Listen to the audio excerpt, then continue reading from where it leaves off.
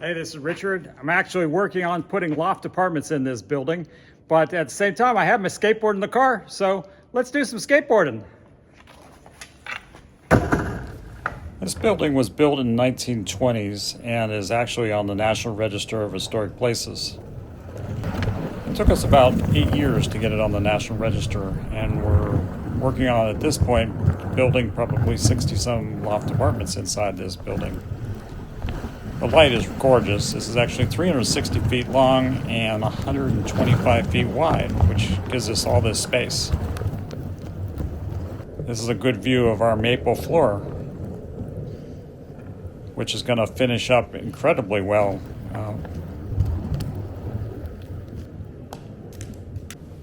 This is the second mill that the Cohn brothers built. It was built originally in the 1880s, and this building was added in the 1920s. Basically, it was a textile mill where the cotton went in one side and cloth went out the other side. I'm gonna have to say we need to clean our floors because the wheels are getting really, really dirty.